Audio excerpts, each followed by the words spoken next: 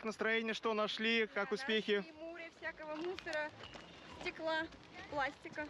240 мешков пластика, 82 с металлом и еще 188 со стеклом. Столько казанцы собрали на центральном субботнике в заповеднике русско-немецкая Швейцария. Чистоту здесь наводили 700 человек. И место выбрали по просьбе самих горожан. По их мнению, заповедник утопал в мусоре.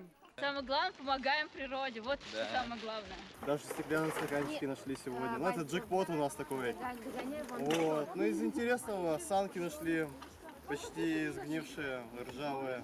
Призвав сюда всю нашу общественность, всю нашу общественную организацию, мы видим, как активно отозвались казанцы.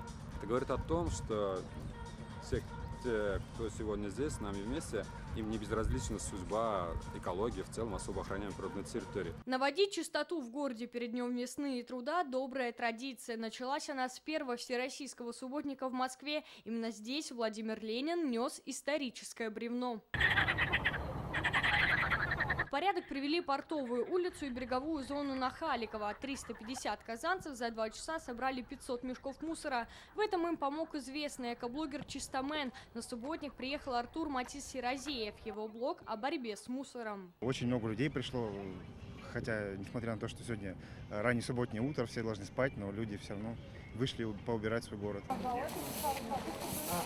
В рамках субботника Казань присоединилась к всероссийской акции «Культура памяти». Сотрудники Минкульта, творческих союзов, театров и волонтеры отправились на Арское и Новотатарское кладбище. Они навели порядок на могилах заслуженных деятелей культуры Габдуллы Кариева, Сары Садыковой, Салиха Сайдашева, Бакира Манче и других. Это уже традиция среди театров приходить, вот когда уже снег ушел, почистить, вспомнить своих учителей. Буквально вчера ночью вернулись с гастролей, но все равно здесь приехали. Наша цель еще и вот такие немного забытые, да, имена, могилы тоже прибрать и обратить на них внимание. За месяц в столице убрали 100 городских территорий и ликвидировали 9 несанкционированных свалок. Субботники продолжатся. Алена Струминская, Данил Филатов, ТНВ, Казань.